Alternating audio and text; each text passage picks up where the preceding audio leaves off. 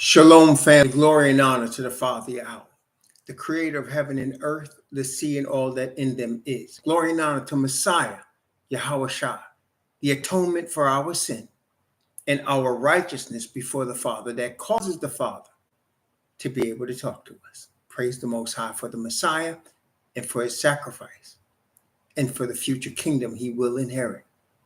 Glory and honor to Father Yahweh. Glory and honor to Messiah, Yahweh Shah. Greetings to the 12 tribes, the awakening 12 tribes and 144,000 among them, the forerunners of the return of Messiah and the establishment of the Messianic kingdom. Greetings to the Gentile brethren who are now part of the Israelite family through faith in the righteousness of the Messiah. Glory and honor to Father Yahweh for those brethren. Greetings to them. Greetings to the chat. Brother Yafi, Superstar, Isha Shama and Frankie, Imana Prakash, Brother Brandon Beckman and his family, Arkawan Banya and his family, Castle King and his family, Gary Joseph, Sister Joseph, Brother Michael Morris, Brother Stephen Kelly, Brother Mike Check, Brother Sister Wade and family. Greetings to all of you. We're continuing our study in the prophecies of Daniel. Now, today, we're going into Daniel chapter 8. It's a deep chapter. The thing about Daniel is that in chapter 8, we are going to see the history from starting really at the second kingdom of the four kingdoms. Now, we know that Babylon was the first kingdom, and then the Medes and the Persians. So Daniel 8 starts with the Medes and the Persians and carries forward down to Rome. And it's going to go over a time period. And this is the thing that I want to bring out first. We were talking last Wednesday night about the feasts and what we are being shown and what we see that other people do not see. Not just because, and important, they don't read their Bibles. They don't read this book. They read parts of it.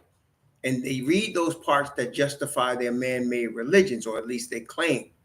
For example, Christianity doesn't use this whole Bible. They mostly use the New Testament, and they do that and use some Old Testament passages to try to make themselves Israel and to justify their existence. I say justify their existence because the Most High didn't bring them into existence. They brought themselves into existence. So they don't know what's coming. They don't understand this word. They don't understand the prophecies.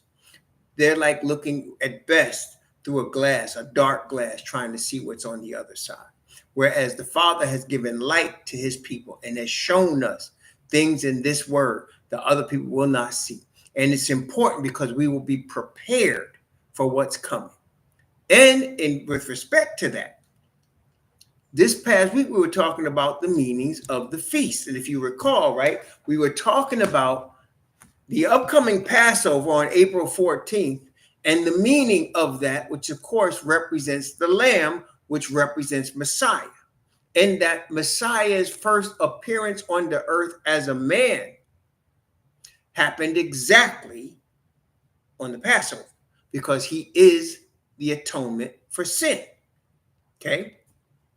Then came the wave offering and the 49 days and then the 50th day. And the Bible tells us that there were saints that were resurrected because the Pentecost on the 50th day is called the Feast of the First Fruits. Okay. And so we saw the first fruits of the resurrection of the dead of Messiah. Now, we also understand that the feast at the end is the Feast of Tabernacles, which is called the Feast of Ingathering, which is representing the return of Messiah and the ingathering of the people. The gathering, as the Bible talks about again in many places, but I'm just going to use one that comes to mind right off the bat, which is Isaiah chapter 11. But it's also in Ezekiel, it's also in Jeremiah and in other places. But Isaiah chapter 11. And of course, we know Deuteronomy chapter 30 as well. So basically, Deuteronomy 30 is going to talk about this. Jeremiah chapter 30, I believe, is going to talk about this.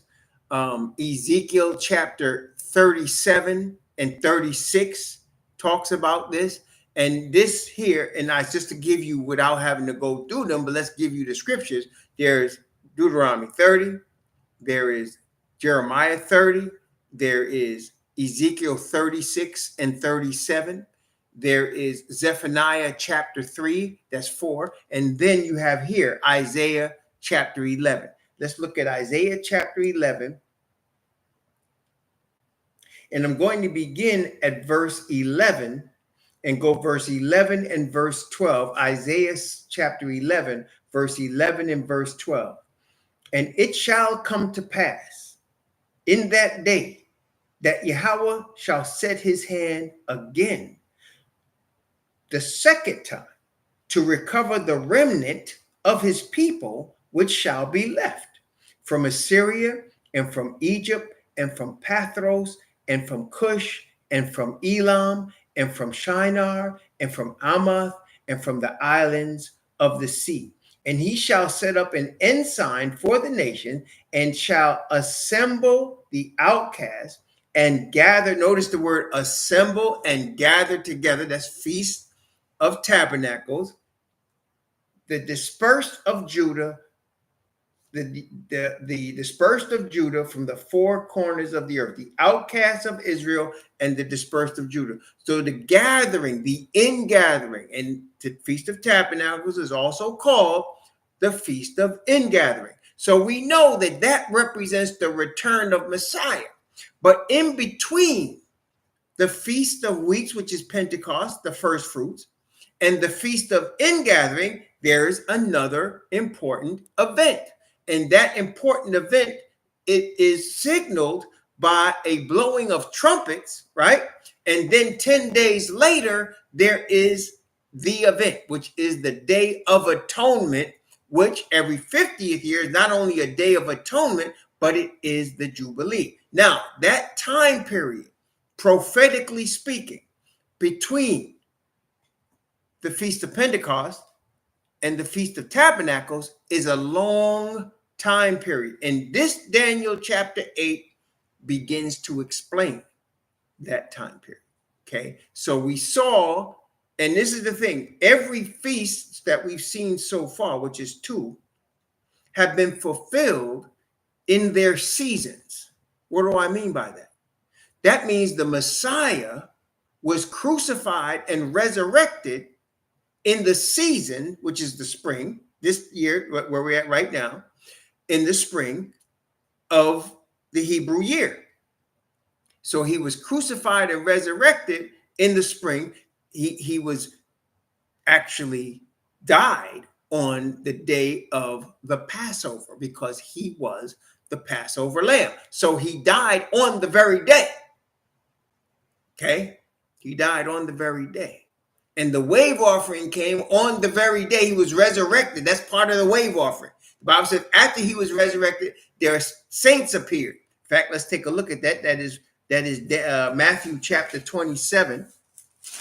Matthew chapter 27. Just so people can see we have scriptures. I named the scriptures in the other one, but I'm just going to, now we're going to go there. This is Matthew chapter 27. And I'm going to begin at verse 45. So at verse 45, we'll read from there. So now it says, now from the 6th hour, there was darkness over all the land until the 9th hour. Now the 6th hour is what we call noon, 12 noon.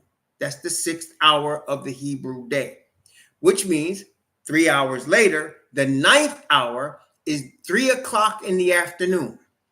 Okay, so noon is the 6th hour. 3 p.m. is the 9th hour. Once you get to 6 p.m., it's the next day in the Hebrew economy. Everybody with me so far? I want to make sure we understand that. So The sixth hour is noon. The ninth hour is 3 p.m. And 6 o'clock, right, which would be the 12th hour of the evening, is now a new day, which is why when they say do something at X date at even, they talk about 3 o'clock. Because when you get to 6, it's a new day. So if he said, do this on the 14th day at even, that means 3 o'clock. Okay? That's before the next day. Because once you get to 6, it's now the 15th. Okay. So like Sunday night, some brothers saw the new moon this past Sunday night, but really, if it was Sunday night, it's really Monday, right? Y'all understand that, right? If it was Sunday night, it's really Monday, okay? And we know that the Messiah was resurrected at 3 a.m. on Saturday night, which is really Sunday, which is the wave offering, okay? Okay, so now here in Matthew chapter 27, beginning at verse 45 and going down to verse 53. Now, from the 6th hour, there was darkness over all the land until the 9th hour. Now, watch verse 46. About the 9th hour, 3 o'clock, Yahushua cried with a loud voice, saying, Ali, Ali, lama sabachthani, that is to say, my most high, why hast thou forsaken me? Some of them that stood there when they heard that said, this man called for Elijah. And straightway one of them ran and took a sponge and filled it with vinegar and put it on a reed and gave him to drink. The rest said, let us see whether Elijah will come to save him. Yahushua, when he had cried again with a loud voice, yielded up the ghost. So he died. It was what time? It was the 9th hour. It was 3 o'clock in the afternoon. The Passover lamb was killed. Okay. Verse 51. Behold, the veil of the temple was rent in twain from the top to the bottom, and the earth did quake, and the rocks rent. So the veil of the temple was where the priest was going to actually kill the Passover lamb at 3 o'clock, but it was ripped open so everybody could see it. And the graves were open, verse 52, and many bodies of the saints which slept arose and came out of the graves after his resurrection. They didn't come out that day. It was when he was resurrected that they came forth, because they're the first fruits of the harvest, right? So they came out of his grave and went into the holy city and appeared unto many. There was witnesses that saw them. Once the Messiah was resurrected, there were witnesses that saw the saints that came out the graves. These were the first fruits. That is the wave offering. And then, of course, Pentecost, the first fruit. Now, between Pentecost, which is generally about the 3rd month, to the 7th month, which is Feast of Tabernacles, there is a 4-month period of time. And in prophetic speak, it's a long period of time. Daniel 8 is going to cover that long period of time for us, okay? That's what Daniel 8 is about. The prophecy of Daniel 8 is going to cover the period of time between the actual day of the Pentecost and the return of Messiah. All right? Now, once the return of Messiah comes, we know that it's going to be in the same time of year as the Feast of Tabernacles. Why? Because the Passover came at that time of year when it was supposed to be the Passover. Messiah was crucified and resurrected. Then at the time of the first fruit, which is Pentecost, he was ascended. Then now we're talking about the Feast of Ingathering. So we know just by the feast that our gathering together, which we just read in Isaiah 11, is going to take place in the fall, in the 7th month, on the full moon. Why do we know it's the full moon? Why do we know it's the full moon of the 7th month, brethren? Why do we know it's the full moon of the 7th month? What about the full moon? Tell me. Come on now. What is about the full moon? Why is it the full moon of the 7th month that we know this is going to take place? Now, we're not sure. Well, now we know the year too. That's right. Thank you, Brother Superstar. Because the full moon is always middle month. It's always the middle of the month. When you see the full moon, you know you're around the 15th of the month. Okay? You can start seeing it in the 14th. But 15th is full moon.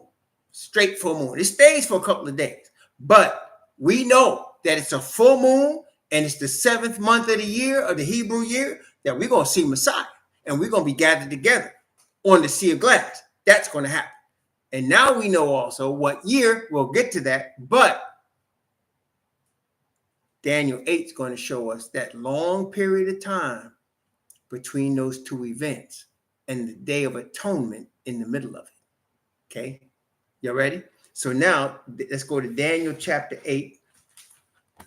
And of course, we also are of, and here's a quiz question for y'all as we're going today. Here's a quiz question. Now, again, just remind me, my Bible student brethren, my brothers and sisters and family of the children of Israel that are here, remind me again, Thesia, why is it that we're focused on these 4 empires and Daniel is focused on the last 3? What is it about these 4 empires, Brother Tito, Bon, Thesia? What is it about these 4 empires? That's right, because they scattered Israel and Judah. They touched the Hebrews. That's right. And that's why. Because again, the Hebrews, as we know, are the apple of, thank you, Brother Akawambaya, they're the apple of the Father's eye. That's a very big statement to make.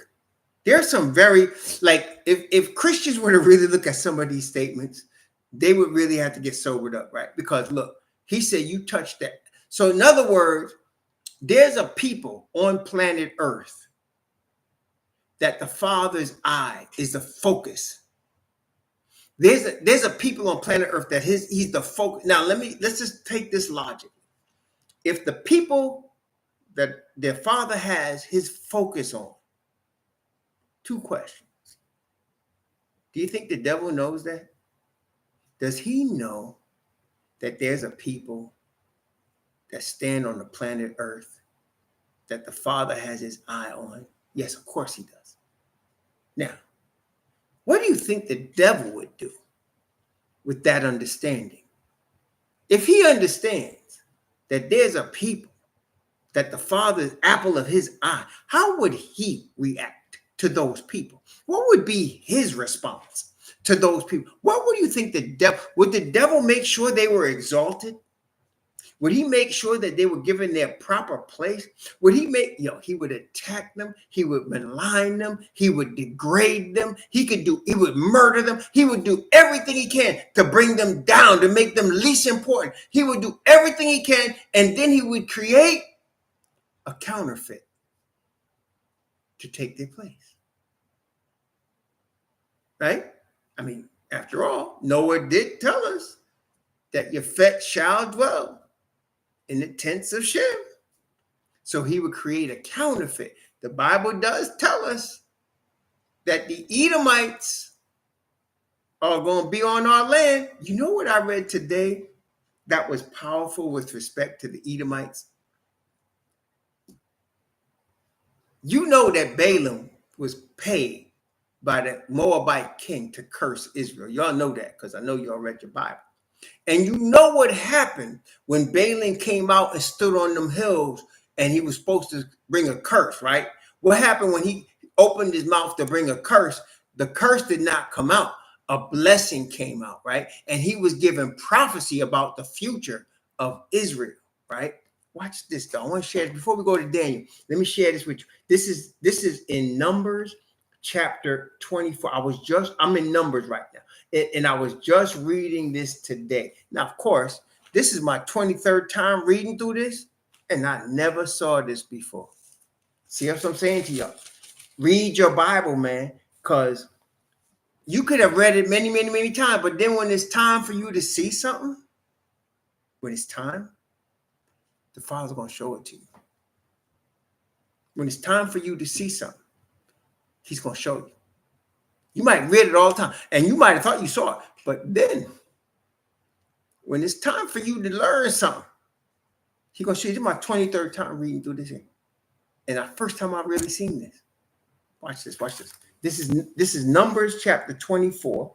I'm going to read from verse 1. I'm going to read from verse 1, and I'm going to read down to verse 7. It's in verse 7. So I want you to follow me now. It's in verse 7, but I'm going to read from verse 1 for the context, right? But watch this. And when Balaam saw that it pleased Yahweh to bless Israel, he went not as at other times to seek for enchantments, but he set his face toward the wilderness.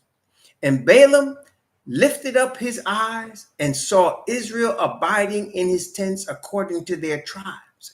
And the Spirit of the Most High came upon him. And he took up his parable and said, Balaam, the son of Beor, hath said, and the man whose eyes are open hath said, he hath said, which heard the words of Yahweh, which saw the vision of the Al Shaddai, falling into a trance, but having his eyes open. I'm going to tell you about this in a second. But look, how goodly are thy tents, O Jacob, and thy tabernacles, O Israel. As the valleys are they spread forth, as gardens by the river's side, as the trees that of line aloes, which Yahweh hath planted, as cedar trees beside the waters. He shall pour the water out of his buckets, and his seed shall be in many waters, and his king shall be higher than Agag, and his kingdom shall be exalted. Now, he said, he shall pour out the water of his bucket, and his seed shall be in many waters. What is the waters, brother? Many. He said his seed shall be in many waters. What is the waters? First question. The Gentiles. That's right. So his seed shall be among the Gentiles. And notice what it said. He said, and his king shall be higher than Agag. Who is Agag? Who is Agag? Do y'all remember? Who is Agag?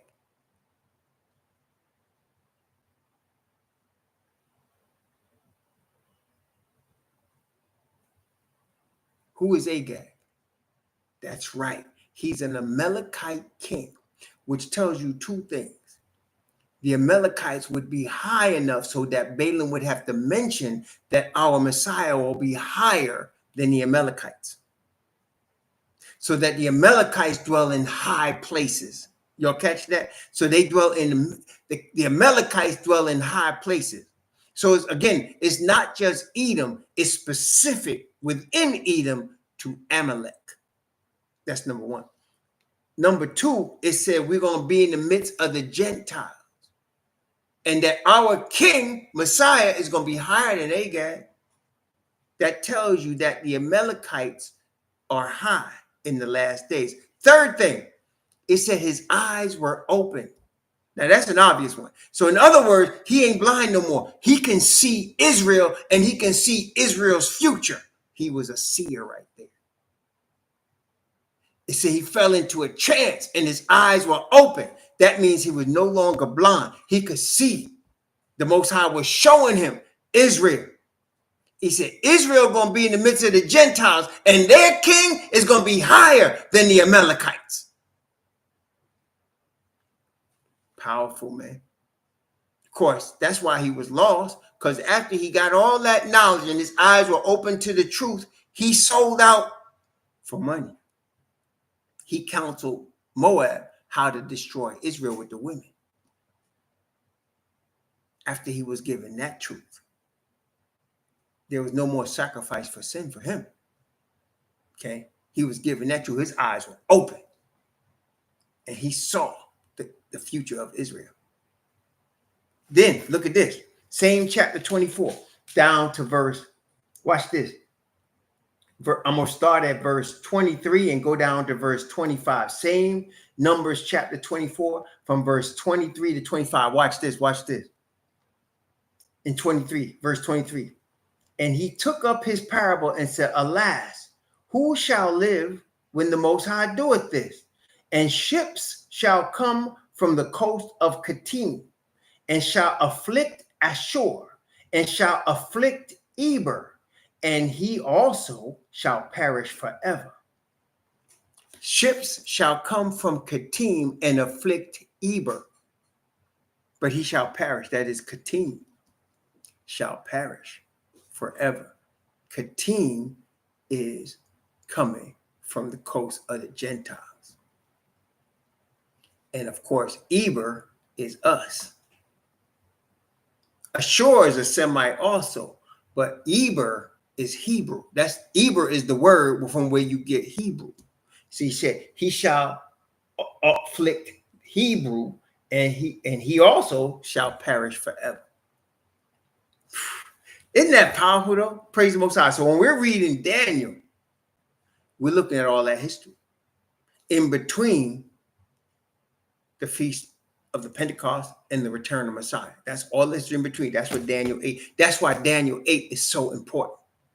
That's the whole point of Daniel 8. It ain't just about understanding the Medes and the Persians and the Greeks and the Romans. It's not just that. It's what's happening to us during this time period, starting with the Persians, okay, and going all the way through. See, praise the Most High. See, so, and it's funny, I've read that many times, y'all, and I never saw Agag there until today. I said, Agag, wait a minute. And I knew exactly who that was. I said, that's Agag the Amalekite. And it's telling you Agag is high. For Balaam to mention it, Agag must have been high, okay? And let me ask you, are the Amalekites high on this world stage or aren't they? Do they control economics or don't they? Are they in control of who comes on the big screen with their perverted acts like they do with Puff Daddy and all of the pervert stuff they do? Or aren't they? Yeah, right. And as the Bible says in another place, he said, I will make you think you high, says in Obadiah, but I will make you small among the heathen, but greatly despised. There's only one group of people on planet Earth that is high economics, small in group, and despised by the other heathen, but still high. Okay? There's only one people on the planet that fit that description. Okay? We know who they be. Okay? Praise the Most High for his word. Now we got the background. Daniel chapter 8. Let's go to Daniel chapter 8. Going to begin at verse 1.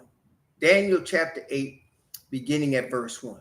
In the 3rd year of the reign of King Belshazzar, a vision appeared unto me, even unto me, Daniel, after that which appeared unto me at the first. So we now know he got this vision while Belshazzar was king of Babylon. Again, I just want to bring out the point that we saw Belshazzar's death in chapter 5. So that when Daniel walked into the palace that night to read the writing on the wall, he already knew what was coming. He already knew Belshazzar and Babylon was finished. He already knew that. Okay, because this vision he got before that night. He already had this vision, just like he did in chapter 7. He had the vision with Belshazzar's 1st year. This was Belshazzar's 3rd year. So he had these visions already. And so when he walked in that night, he already knew what was going on. He wasn't blind to all that meant. And he knew it was curtains for Belshazzar and curtains for Babylon, which is what he told them the writing meant. And he also knew, based on this vision we're going to read right here, that the Medes and the Persians was coming. Okay, based on this vision right here. So let's read verse 2. Let's go from verse 2. Let's read verse 2. And I saw in the vision, and it came to pass when I saw that I was at Shushan in the palace, which is in the province of Elam. And I saw in a vision, and I was by the river Ulai. Now, this is a very interesting thing about Daniel. Here in chapter 8, as well as chapter 10, you see Daniel by a river.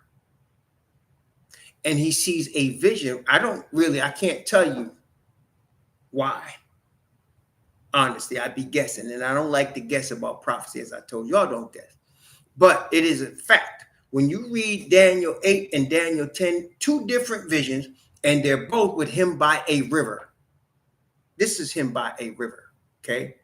And so I don't know why. but it is. It is what it is. Okay. So this one here, he's at Shushan the palace, which is in the province of Elam. And I saw a vision, and I was by the river Ulai. I don't know why, but he is. He's by a river. Okay. Verse 3. Then I lifted up mine eyes and saw, and behold, there stood before the river a ram, which had two horns, and the two horns were high, but one was higher than the other, and the higher came up last. And I saw the ram pushing westward and northward and southward, so that no beast might stand before him. Neither was there any that could deliver out of his hand. But he did according to his will and became great. Now, I want you to notice the directions. It said the ram was pushing westward, it pushed northward, and it pushed southward. It pushed north, it pushed west, and it pushed south. So where was it coming from? It pushed north, it pushed west, and it pushed south. So what direction was it coming from? That's right. It was coming from the east. So he's saying this ram was coming from the east, right? Now, let's skip ahead for a second because it's going to tell us what the ram represents. Let's look at it. This is verse 20, Daniel chapter 8, verse 20. Daniel 8:20. Notice what it says about the ram. The ram which thou sawest, having two horns, are the kings of Media and Persia. So how did he know the Medes and the Persians were going to take Belshazzar's kingdom? Right here. He was shown that the Medes and the Persians are the next in line. Remember also, he was shown the four metals of the statue, and he knew the gold was Babylon. Now, Belshazzar is the end of Babylon. He's now looking at the silver, and he's being told that's the Medes and the Persians. The ram is representing the Medes and the Persians. And going back over here to verse 4, actually, the verse 3, it says, and I lifted up mine eye, and behold, there stood before the river a ram which had two horns, and the two horns were high, but one was higher than the other, and the higher came up last. So these two powers, the Persians would be greater than the Medes, because he said there was, it's in this order, Media, then Persia. And we know from Daniel chapter 5 that that night that Belshazzar was slain, Cyrus the Mede took the kingdom at 62, right? So Medes were first, Persians came after, but the Persians were more powerful. Okay, so they split the kingdom. Medians had it first, and then they split it, and the Persians had it last. But the Persians were, and the Bible will tell us in Daniel 11, the Persians were more richer. They had more money. So when you have more money, right? Now, back then, they didn't print money like we do now. It ain't no Federal Reserve. Their money was based in how much gold they had. Okay, so the riches and money was based on land and gold, right? Because that's stuff you get that you can't make.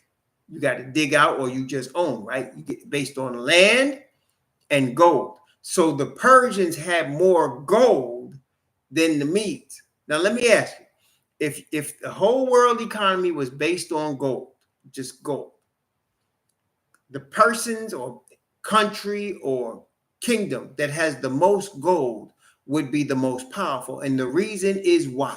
Why would the country that has the most gold be the most powerful?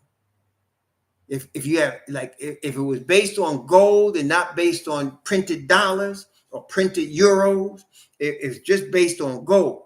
Why would the country that actually had the most gold? That's right, Mike Check. Because the guys with the most gold can buy more power, buy more army, buy more weapons, buy more stuff to protect them, pay more people to do what they want them to do. The Bible says that's the golden rule in the world. He who has the gold makes the rules. Okay, so Persians had more gold than the Medes. So while they split the kingdom, the Persians were richer and they had more gold. Therefore, they were more powerful. Okay, does that make sense, y'all? So that's why the Persian kings were more powerful. When you get to Esther, okay, Ahasuerus was a Persian king, and he had powerful because he had the gold, right? He had the gold. Okay, so you can buy more armies, you can buy more economy, you can get more stuff done when you got money. Okay, when you got gold. Okay, so here the ram represents the Medes and the Persians were going to be more powerful, and they came up after the Medes. The Medes were first, then came the Persians. The one that told the Israelites to go ahead and go back to their land and rebuild their temple was a Persian king named Cyrus. Okay, he was the Persian king named Cyrus. All right, let's go back now. Daniel chapter 8, beginning at verse 5. And as I was considering, behold, an he-goat came from the west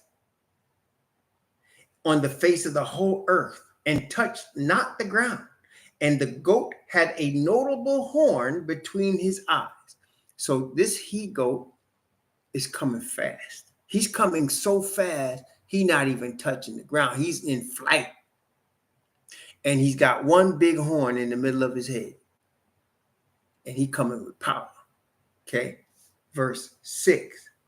And he came to the ram that had two horns, which I had seen standing before the river, and ran into him in the fury of his power. So this horn overcame the ram by power, by force. So the gold couldn't buy the Persians enough force to stop the ram. The ram was coming, and he was coming hard, right? At the goat. I mean, the goat was coming at the ram very hard. That goat was coming. Okay. The ram didn't have enough gold to dissuade the goat. Okay. Verse 7. And I saw him come close unto the ram, and he was moved with choler against him, and smote the ram, and brake his two horns. And there was no power in the ram to stand before him, but he cast him down to the ground and stamped upon him. And there was none that could deliver the ram out of his hand. Okay, let's go to verse 21. Daniel chapter 8, verse 21. And the rough goat is the king of Grecia, and the great horn that is between his eyes is the first king, which was Alexander, the king of Greece. So now you could see, first you had the Medes and the Persians, Medes first, then the Persians. Persians was richer, but they would not be able to stop Alexander. He came through with ruthlessness. He was ruthless, he was mean, he was rough, and he came through. Okay, and he took the kingdom. Okay, verse 8. Therefore, the he-goat waxed very great. So notice, the ram was great, but the he-goat was very great. So the ram is said there in verse 4, he did according to his will and became great. But with the he-goat, he said, therefore the he-goat waxed very great. So the he-goat was greater than the ram. Remember, we talked just a few seconds ago, when you have wealth and power, it's a function of two things. It's a function of money, and it's a function, which is gold, and it's a function of land. How much land do you control? Does that make sense? Because, and not just barren land, you're talking about people, land with people. How much country land, how much land with people on it do you control? Land with minerals and people. How much of that do you control? Minerals and gold and steel and silver and stuff and iron. How much of that land, oil, how much of that do you control? Okay.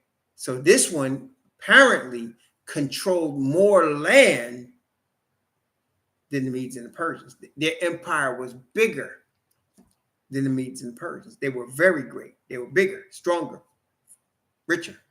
even the Persians, they took over, okay, through ruthlessness.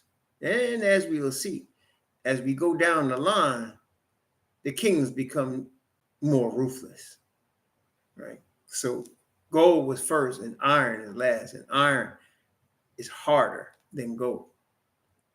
Okay. Verse 8. Therefore the he-goat waxed very great, and when he was strong, the great horn was broken, and for it came four notable ones toward the four winds of heaven. So the horn was broken, and four horns stood up between north, south, east, and west.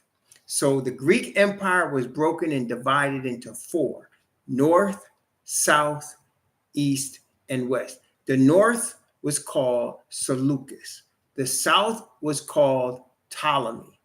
Okay. Then you had Cassandra, and I forgot the other one's name. There was Seleucus. These were four generals of Alexander the Great. There was Seleucus, Cassandra, Ptolemy, and Lysimachus. There was Lysimachus and Cassandra. That was east and west. Ptolemy ruled from Alexandria, Egypt. And then there was Seleucus that ruled from the north. Okay. Let's go back down and look at verse 21 and 22 and get the meaning of those four horns. And again, we saw that that was Greece, but let's go further. So this is Daniel 8, 21 and 22. And the rough goat is the king of Grecia, and the great horn that is between his eyes is the first king. Now that being broken, whereas four stood up for it, four kingdoms shall stand up out of the nation, but not in his power. So four kingdoms shall come up out of Greece, but not by his children. It was his generals. It wasn't his family that took over the kingdom. His four generals ended up taking over the kingdom. You can only imagine what happened to his family. But the four generals divided the power north, south, east, and west. Now, eventually, the north would rule. How do we know that? Well, let's keep reading. This is Daniel chapter 8, verse 9. Watch this. This is Daniel 8, verse 9. And out of one of them, that is one of the four horns, came forth a little horn, which waxed great. Now watch this. Toward the south and toward the east and toward the pleasant land. So out of one of those four came forth a little horn. He said he waxed toward the east, so he didn't come from the east. He said he waxed great toward the east and toward the south, so he didn't come from the south, and toward the pleasant land, which is Jerusalem and Israel, which would have been what? West. So he waxed great toward the west, he waxed great toward the south, and he waxed great toward the east. Which one of these divisions did this little horn come out of? Where did it come out of? He waxed great toward the south. Right, he came out of the north. So the little horn came out of the north. And I want you to notice something. In Daniel 7, we saw four empires. And we saw if you remember, the lion. Then came the bear. Then came the leopard. And then came a beast with 10 horns. And in Daniel 8, it skips right over the beast with 10 horns and comes right to the little horn that came up among the 10. You notice that? It skipped right over like the Caesars. It skipped right over that. And it went right to Holy Rome. Okay. And again, why? Because it's dealing with that period of time between the feast of the first fruits, Pentecost, and the return of Messiah. So it's going right to the most influential one, the little horn. And let's look at it. Daniel chapter 8. Let's look at verse 23 down to verse 25. Okay. Daniel 8. So this little horn out of the north, which means it came out of Rome. It is the Holy Roman Empire. He just skipped right over military Rome. And he went right to the Holy Roman Empire. Okay. Verse 23 down to verse 25. And in the latter time of their kingdom, when the transgressors are come to the full, A king of fierce countenance and understanding dark sentences shall stand up, and his power shall be mighty, but not by his own power. So when it says the power of the little horn, right, is going to be mighty, but it's not his own power. How does he have mighty power, but it's not his? Where does he get it from? He's got power, but it's not his own power. He's got mighty power. That's right. What does the Bible says in Revelation 13? And the dragon gave him his power, his seat, and great authority. You remember that? It said, and the dragon gave him his power, his seat, and great authority. Same thing. That's why it says here, his power shall be mighty, but not by his own power. And he shall destroy wonderfully, and shall prosper and practice, and shall destroy the mighty and the holy people. Now we know what the devil's plan is for the apple of Yah's eye, don't we? Right? We know what the devil's plan is for the people that are the apple of Yah's eye. It said he shall destroy the mighty. And you want to know who's behind our enslavement? He's telling you right here. You don't even need any of. He's telling you right here. You want to know who's behind our enslavement? He's telling you right there. The mighty, he shall destroy the mighty and the holy people. And through his policy, he shall cause craft to prosper in his hand. And he shall magnify himself in his heart. And by peace shall destroy many. By peace, that means they come to your shores smiling. Hey, how you doing? And they come to kill you, your family, take all your gold, your land, rape your women, and enslave you after they discover you. They come discovering you with a smile. It says, he shall cause craft to prosper, and shall practice, and shall destroy the mighty and holy people, and by peace shall destroy many. Can never trust them. They're coming for evil. And he shall destroy, and he shall magnify, and he shall destroy many. And he shall also stand up against the prince of princes, but he shall be broken without hand. So, who's the prince of princes that he's going to try to stand up against? And he's going to be broken, but not by man's hand. Not by man's hand. What does that mean? He shall stand up against the prince of princes, but he shall be broken without hand. That's right. He's going to come against the Messiah, and the Messiah is going to destroy him. So now, let's set the stage. So we see the beginning of this prophecy was the Medes and the Persians. The end of this prophecy is the Christian Church of Vatican, starting with the Vatican and the Pope. It's the Christian Church. It's not, see, again, I know Christians are not going to like this, but I'm here to speak the truth. It's the Christian Church at the end, and the head of the Christian Church is the Pope. Because all Christian churches are babies of Rome. There is no Christian church that existed before the Catholic Church. There is none. And you could tell, because they all got names, don't they? Don't all the Christian churches got names? And all of them names are after Catholic. Catholic was before all them names. Okay? I don't care which one you name, whether it's Baptist or Quakers, Anglican, all of them was after Catholic. Catholic was first. Catholic is the mother of Christianity. The Messiah didn't create no Christianity. I know some of y'all think that because you want to believe it, but you will not find in the Bible where the Messiah said, I'm starting this new religion called Christianity. No, but what he did say to the 12 apostles, you shall sit on 12 thrones, judging the 12 tribes of Israel. He did say that. He did say that. You shall sit on 12 thrones, judging the 12 tribes of Israel. I am not sent, but to the lost sheep of the house of Israel. It is not meet for me to take the children's bread and give it to dogs. I came for the lost sheep of the house of Israel. So that don't sound to me that he's starting some new religion, right? Don't sound like that to me. So here, this man is the head of the Christian church. And he's going to meet his end when he meets the real deal, Holyfield in Messiah. So this period of time ends with the Messiah's return. You follow me? So the Messiah's return signals the end of here, right here. He said he gonna meet his end without hand.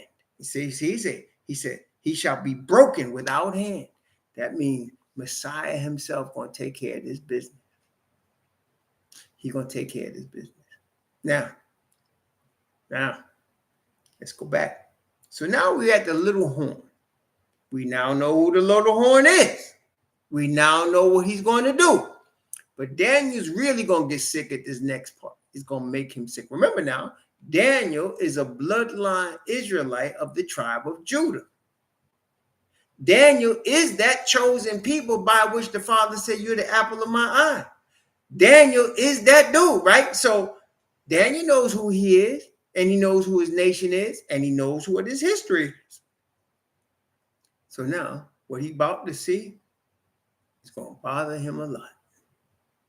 That's with any of us. But it's going to make him sick. Let's take a look. Daniel chapter 8, verse 10. Now, look at this now. In verse 9, it says the little horn waxed exceeding great. See, you had great, then you had very great. But this one is exceeding great. And why? Notice Daniel chapter 7. Why is this one exceeding great? Daniel chapter 7. Notice what it says. Daniel chapter 7. Going to read from verse. Okay, verse 23. I want to read verse 23. Why is this one exceeding great? Daniel chapter 7 from verse 23. Thus he said, the fourth beast shall be the fourth kingdom upon the earth, which shall be diverse from all kingdoms, and shall devour the whole earth, and shall tread it down and break it in pieces. Why is it exceeding great? Because it has the real estate of the entire planet. That's why. And happens to have most of the gold on the entire planet. He has most of the gold of the planet. He got more gold than everybody. And I mean gold, not dollars. He got real gold. And he treads down the whole earth because he controls all the Abrahamic religions. And he's right. He divided the land for gain. That's exactly right. See? So he can, that's why he's exceeding great. He's got the whole earth tread down. He tread down Yah's chosen people. He's got all the gold. Okay? So he got everything. He don't need an army. He got a small Swiss army, but he don't need no army. He has our army. If he needs an army, he just calls the president. I want you to invade this country. I want you to send envoys and discover this place. If he needs it. That's all he has to do. Every country. China, I don't care. Whichever. Don't matter. Every country. Okay? The whole earth. That's why he's exceeding great. Can't argue. Verse 10. And it waxed great even to the host of heaven. And it cast down some of the hosts and of the stars to the ground and stamped upon them. This is treating Yah's people and Yah's holy things like dirt. And in fact, what does he do? He brings a counterfeit. He brings everything about them is a counterfeit. There's a counterfeit temple. That's the Vatican. There's a counterfeit chosen people. That's the Amalekites. There's a counterfeit priests. That's the guys that like the little boys. Counterfeits everywhere. And he tries to make you forget about the original.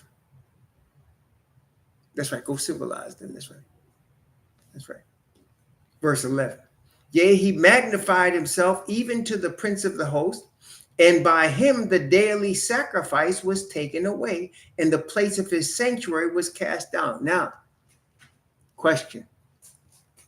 Where did the Most High command the daily sacrifice to be made?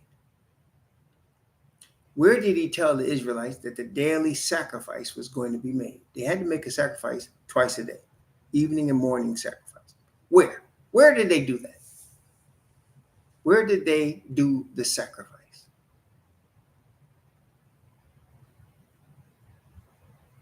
That's right. In the temple, which was at Jerusalem. That's right, right? So they did the sacrifice in the temple. They could do the sacrifice no place else. So for him to take away the sacrifice, it means he destroyed the temple and scattered the people. Does that make sense, y'all? Because once he destroys the temple, you can't do this. They couldn't do the sacrifice in Africa. They can't do the sacrifice anywhere. No, because you're right. You're absolutely right. No. They had to do the daily sacrifice in Jerusalem, in the holy place. You're right. You're not wrong. You're right.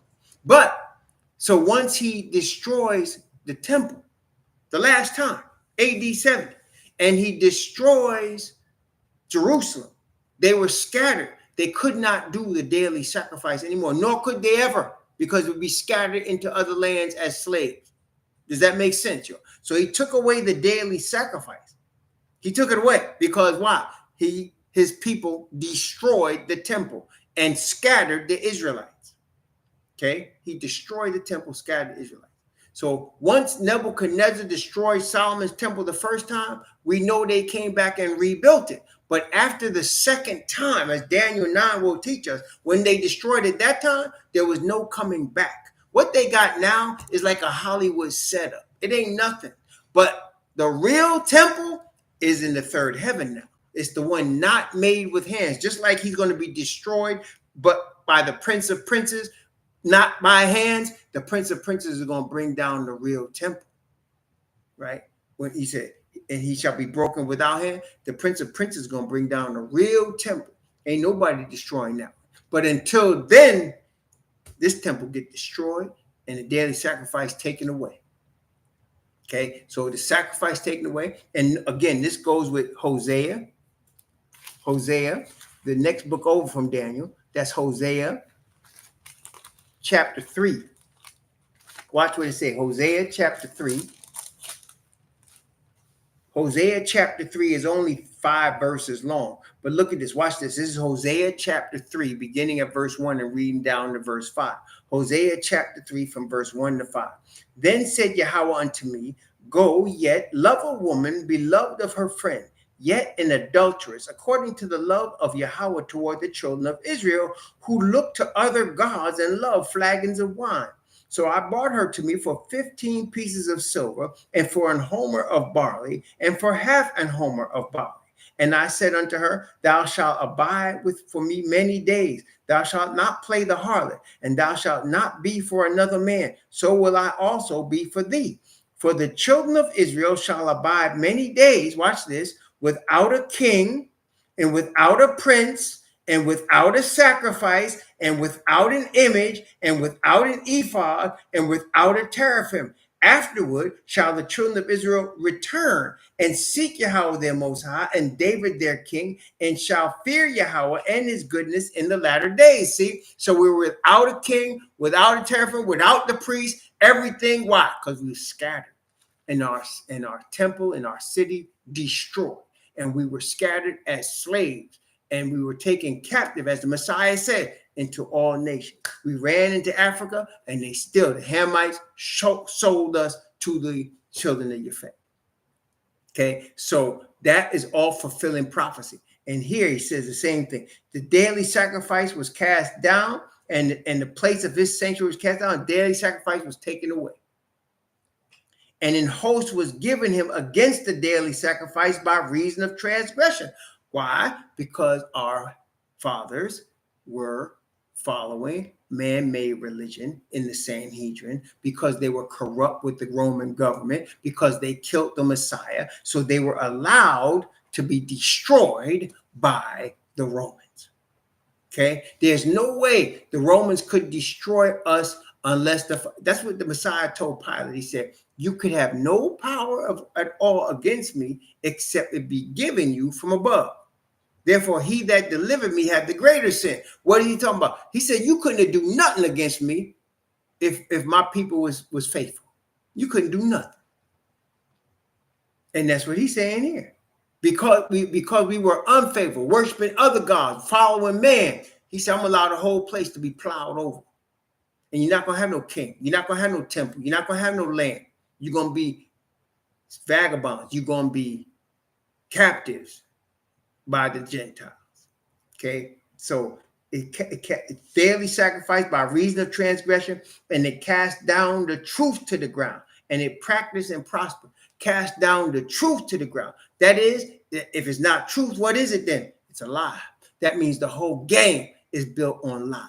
The whole popular thing, the whole treading down the whole earth is built on lies. The whole system is built on lies and deception. Remember, he said he shall cause craft to prosper. That is deception. He shall cause deception to prosper. Truth will not prosper here. Truth is cast down here. And we know this to be true, no pun intended, even right now. If somebody was to stand, look what happened with Kyrie Irving started to come in with the truth of who he was. Look what happened. Look at the backlash that came on him just for mentioning that he was a Semite. Just for mentioning that. He had the strongest backlash you ever seen. Okay? You can't do that. The truth is not popular, man. The truth is not popular. Brother Mike Check, he stood in front of his class and he presented truth, and he said they wasn't having it. Right, Mike Check, right? They wasn't having it. Truth is not popular. When the earth is built and the system that we live in is built completely on the lies. You cannot, if you come with truth, that's going to be a sore point. That's a sore point of emphasis. Nobody wants truth, man. Nobody wants truth. So the thing is, as we seek truth, we're going in the opposite direction of the world. You don't even have to try. In terms of you seeking the truth of this word, you seeking the truth of this word and seeking the truth of the Heavenly Father, you are automatically going against the world. It's just a natural thing, because as you seek the Heavenly Father and his spirit and his word, the world is not doing that. You got people when they say, whoa, you're a Christian. No, I'm not a Christian. Well, I see with the Bible, because they're so brainwashed, they can't understand Christianity is using the Bible. They don't follow the Bible. They're using the Bible. But they're so brainwashed, if you carrying one, you must be a Christian. That's how it is, bro. And how can you be a Christian if you don't believe in Easter? That's what's coming up next. Easter. I don't even know when it is. I know it's coming up soon. It's on a Sunday. It's usually on a Sunday. They call it Easter Sunday. So how could you be a Christian? You mean you don't believe in Jesus? So in other words, you don't believe in Jesus because you don't believe in Easter? You don't believe in Jesus? See how deep and broad the deception is? How widespread it is? That the very book that teaches us who we are, what our history is, and where we're going is looked upon as a book that is the dominance of the false religion. And for you to say, I'm not with Christianity, oh, you must be in a cult then. The greatest cult on earth is Christianity. That's the biggest cult on the planet. Christianity. And the devil will look at you and say, you're the cult. That's what he does. He is what he's accusing you of being. That's how he does it. Okay. So when we're following truth, it's a natural thing. Just like wheat and tares, when they're full grown, are two different things. You're going to see. You're going to stick out like a sore thumb just for following the truth. Okay. Just for following the truth. That's it. That's it. Praise the Most High. So he cast the truth to the ground and practiced and prospered. Now, verse 13, Daniel chapter 8, verse 13. Then I heard one saint speaking, and another saint said unto that certain saint which spake. So again, Daniel's talking. He's looking at two angels. They're talking. That's the saints he's talking about. It's two angels.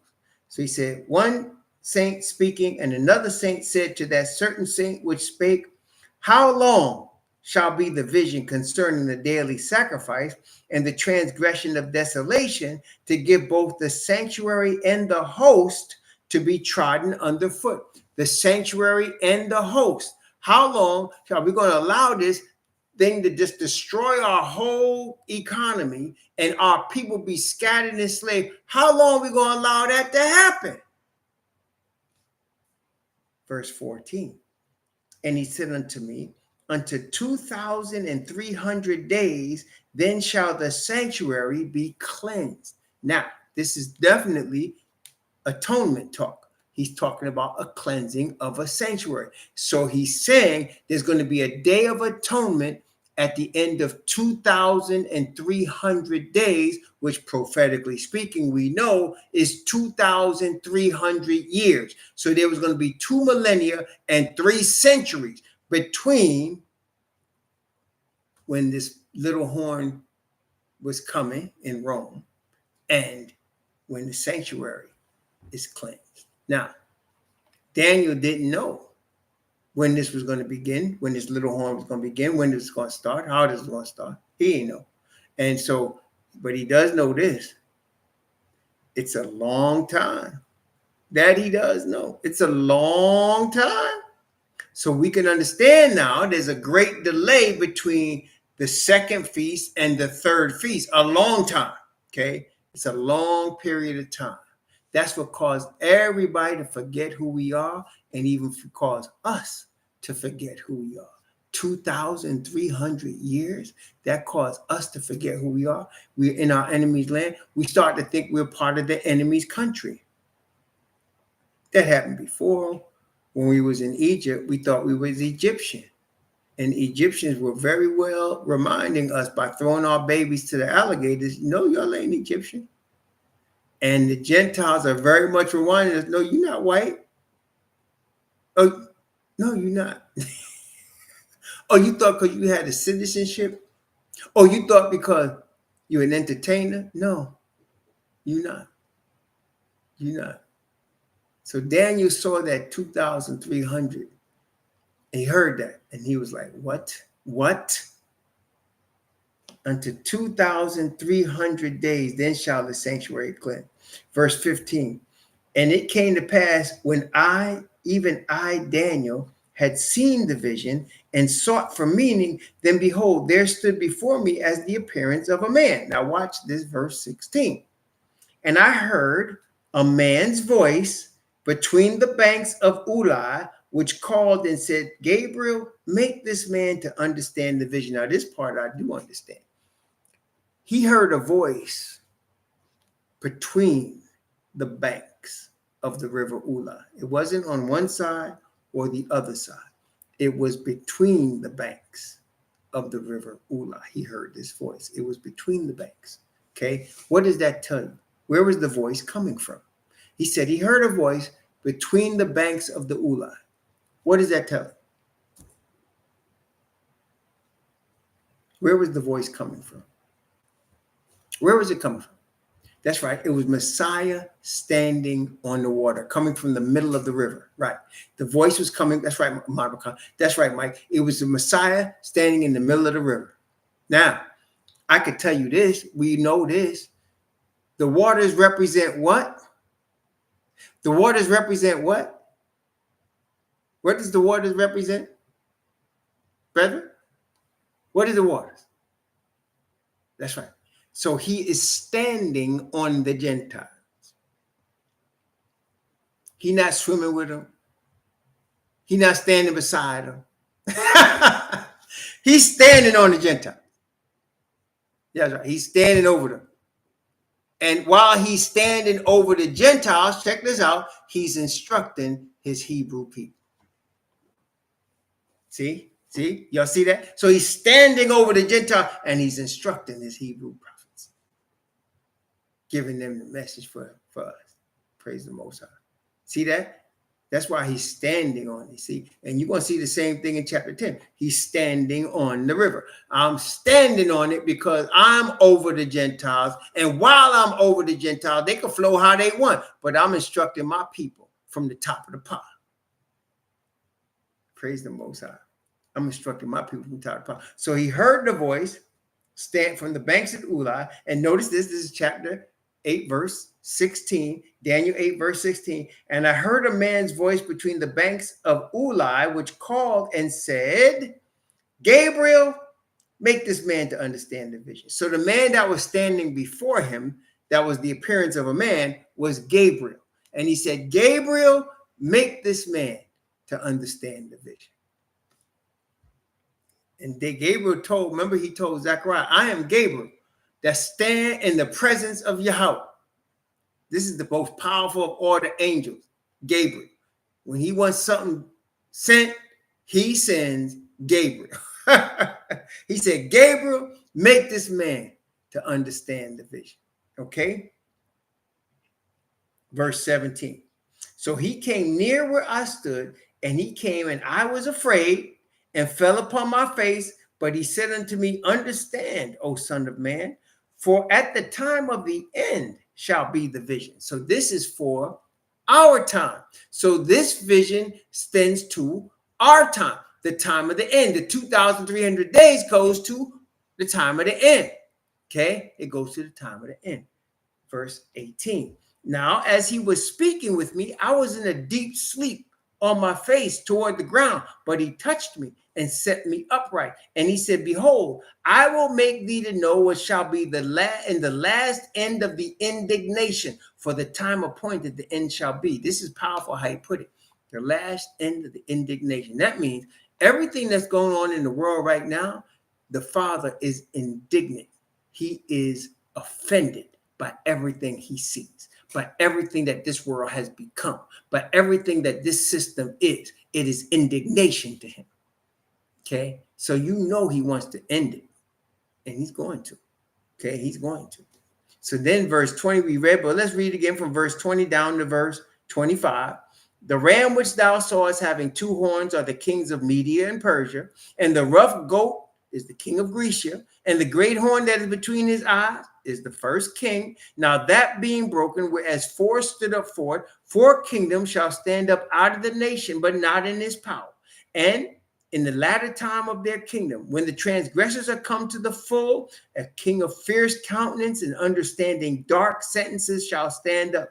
And his power shall be mighty, but not by his own power. And he shall destroy wonderfully, and shall prosper and practice, and shall destroy the mighty and the holy people. And through his policy also, he shall cause craft to prosper in his hand. And he shall magnify himself in his heart. And by peace shall destroy many. And he shall stand up against the prince of princes, but he shall be broken without hand. Now watch this, verse 26. And the vision of the evening and the morning, which was told, is true. Wherefore shut thou up the vision, for it shall be for many days.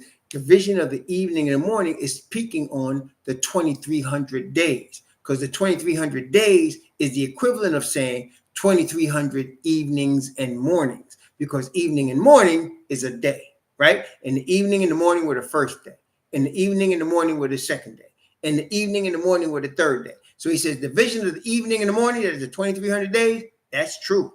He says, shut thou up the vision. In other words, you don't worry about the meaning. I'm not giving you the meaning yet, right? Shut thou up the vision. That means I'm not giving you I gave you what everything else meant. I gave you the ram. I gave you the goat. I gave you the little horn. I told you all of that, but I'm not telling you about the 2,300 evenings and mornings yet. Shut thou up the vision, for that shall be for many days. Okay. Now Daniel 6, verse 27. Actually, verse 26. Okay, no, verse 27. And I, Daniel, fainted and was sick certain days. Afterward, I rose up and did the king's business. And I was astonished at the vision, but none understood it. So he was told everything, but the 2,300 days, he wasn't told about that. Okay, so he was told everything else but that, and it made him sick. Everything else was revealed to him, but Gabriel said, not yet, not that, not yet. Not that. That's for many days.